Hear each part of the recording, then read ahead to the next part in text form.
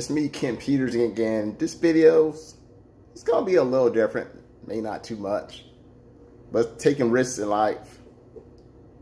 And why is that important? Well, it's very important. For one thing, a lot of us don't want to take risks because we fear failure. We're like, okay, if that don't work, then I'm a failure. I lose everything. But sometimes results could always be better than expected.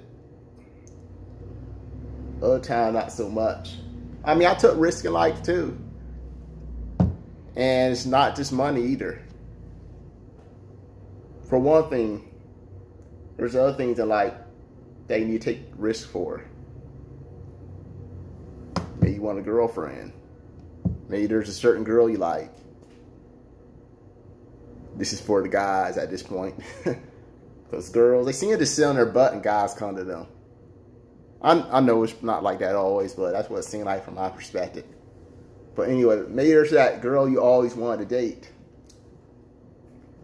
but you never asked her out because you're scared of that rejection. I mean, I've been there. There were some girls I liked growing up.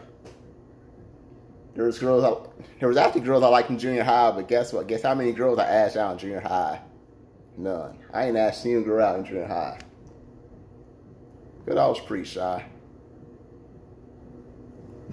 Along with some other reasons, I didn't. But to be honest with you, I think junior high should not be dating anyway. I think you should wait until you're at least in high school to date. My opinion.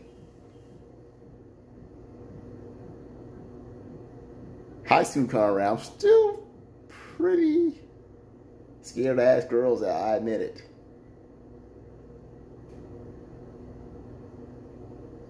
But there was this one girl I was interested in.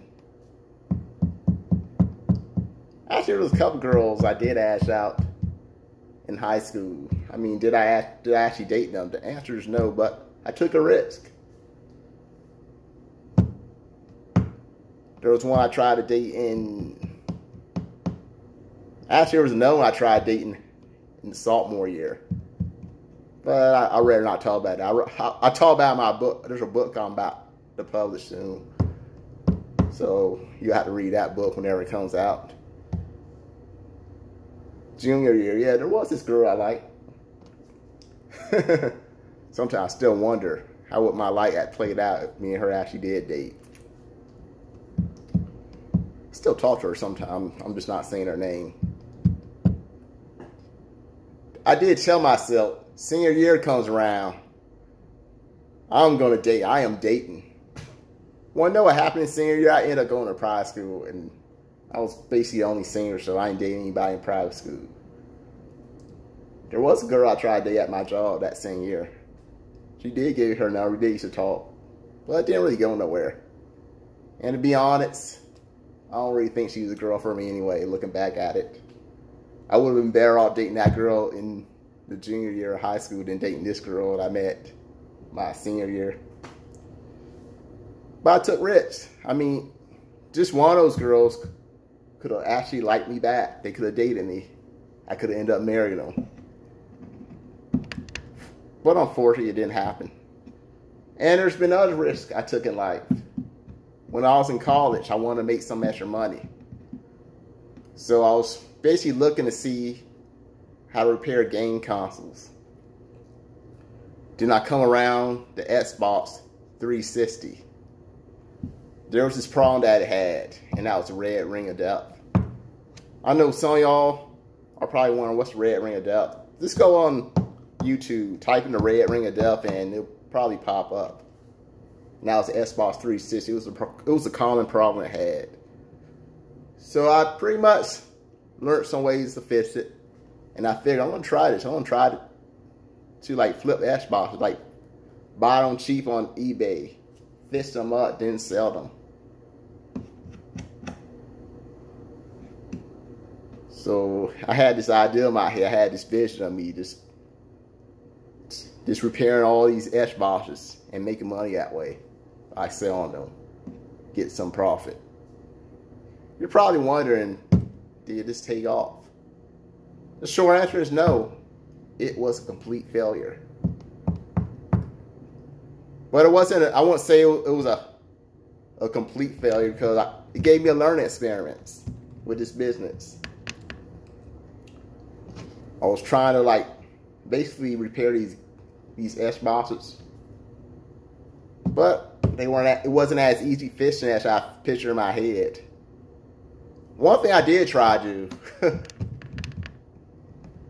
there was like this one S box, I failed to fix the red ring of death, but then I bought like another S box. That one had like, there was something wrong with like the disk drive, so I figured the one that had the red ring of death problem made the disk drive still work good, so I took that out. Then when the other Xbox 360 came in, I basically took the disk drive out, then I put this one in. And you want to know what's funny? I didn't even have any Xbox games, because I'm a PlayStation guy. So what I did, I put in a DVD, and it worked fine. It worked pretty good. So I sold out on Amazon. They're probably like, okay, Kent, that was a success, was it? Not quite. Because when a person got the Xbox 360, the game didn't even work. It was kind of weird. The game didn't work, even though I had a DVD drive and it worked.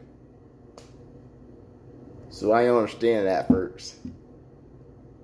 But eventually I did hear, like, I forget where I heard this from. I don't know if I read this or somebody said this. And you like switch the Xbox 360 disk drive out, the DVDs will still play, but the game won't work anymore. That's what I heard somewhere. I just don't know if I heard or read it. So I basically just avoid that whole idea of making money repairing the game consoles. So what's a learning experience for me?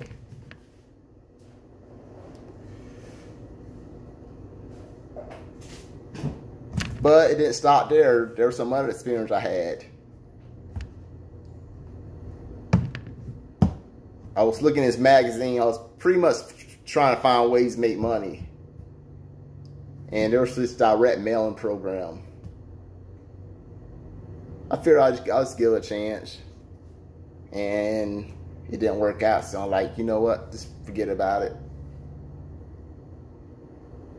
So I pretty much quit. But then, like months later, I get something in the mail from United Freedom Team. If you've been like a long time subscriber to my channel, you know what the United Freedom Team is. It was basically a program where you can make money. So I joined that program and actually made like $2 grand off of it. So it was pretty good actually. But of course the moderator, he basically just got rid of the program.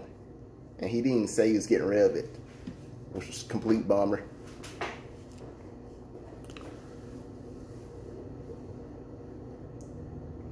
Then there was a STEM program I was in. I took a risk. I joined it. And guess what? I was making money like crazy in that one. I mean, it wasn't as big as United Freedom Team, but I got more signs in this program than pretty much any other programs combined. It was crazy. I was basically getting signers like, there were some months I got signers like every single week. It was CAS and Stamp Multiplier. So it was basically a good program. I was getting those stamps coming in, $10 bills coming in. But eventually the program closed down, but I still got quite a bit of money out of it. I think the first year I made like what, $400 or $500, and it was the same the second year. Then the third year I was in, that's when it closed. What I'm trying to say, if you don't take a risk, you will never get ahead. And here's another risk I took at my job. Because I pretty much work in a warehouse.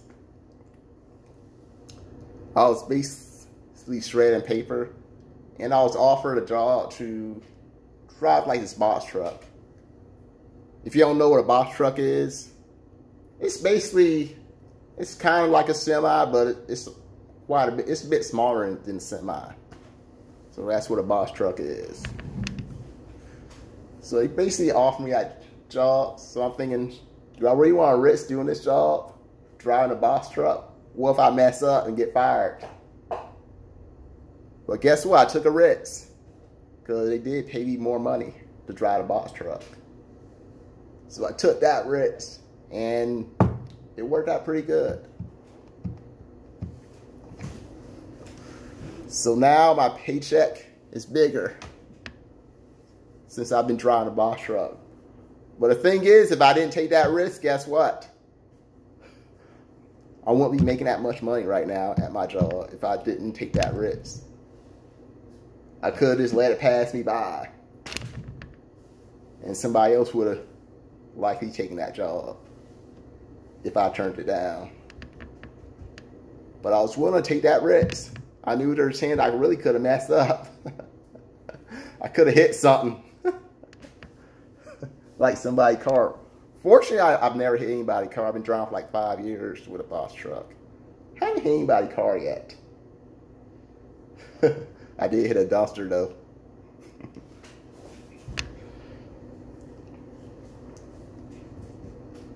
I'm like, do I need a special license to drive that? They're like, no, you just need a regular driver license. I'm like, okay then. So I don't have to take no tests. So a box truck, you do not need a CDL, which I was happy about that.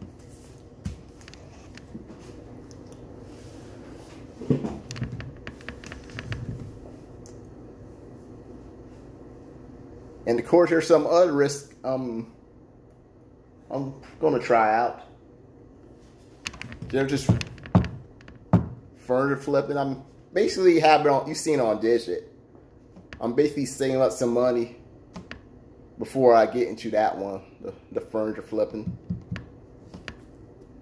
I think I had like $200 and something on there, but now that $200 and something it's now $700 something. The reason that is because I basically need like a generator to use like a vacuum cleaner, basically the wet bag at the storage unit, because I'm trying to avoid not using the electricity at the storage unit.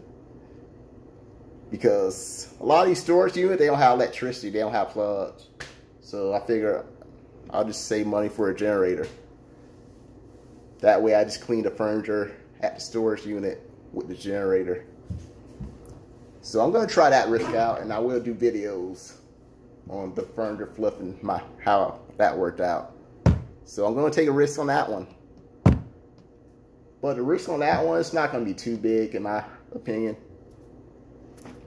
Because a lot of these furnitures I be seeing on Facebook Marketplace, I seen like piano that was like free. And I'm thinking in my head, I could probably flip this.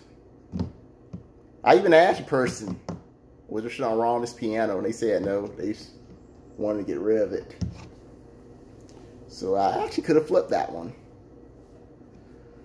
So it's basically couches I'm going to try to flip, but I'll probably flip like other furnitures too. Like nightstand, dressers. I'll probably try to flip them. Also, I'm going to have to rent a truck for that one.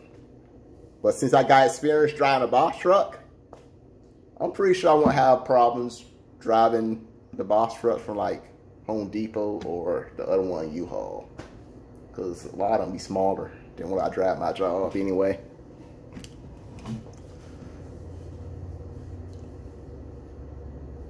I'm pretty sure a lot of y'all are like in that same boat.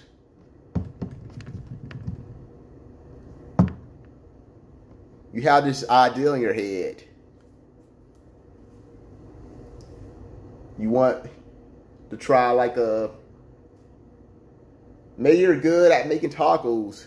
You want to try like one of those food trucks, but you're just too scared to try it out. I mean, just go for it. Some risks just don't work out. Same for me. Because there was like a couple I'll say a couple YouTube videos I made. I basically put in like $100 adding the videos, hoping I'll get like a ton of views in those videos. And then I only get like, what, 25 views? So it's like, I took a risk. I knew there was a chance I could get a lot of views, or there was a chance I still won't get that many. I even drove up a mountain to do a YouTube video. I mean, I was planning on driving the mountain anyway, but one of the reasons I did, I wanted to like do a YouTube video on the mountain. I figured I would change the view. And I didn't even get comments in that video. I just got like 25 views. But the thing with YouTube, those videos stay up for a long time. So who knows?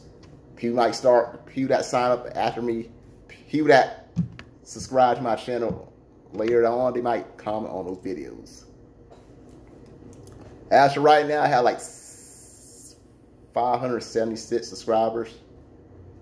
So I need like 24 more subscribers to get that 600 subscribers. And you know what I said when I hit 600 subscribers, I also do a 12-hour Uber Eats challenge. And let me tell you something, this is going to be the last time I ever do a 12-hour Uber Eats challenge. But anyway, you want to take risks in your life. It's not just money too, mate. There's that girl at your job that you've been wanting to talk to. You've been staring at her for like months, but you just don't talk to her. Get off your butt. Walk over to her. Maybe ask for her number. Ask her if she want to go out sometime. Just do it. There's things I wish I would have did. Same thing, if you're going to school, there's that girl that you like. Just go for it. If there's a business idea, try it out, even if it don't work out. But I'm about to run out of time.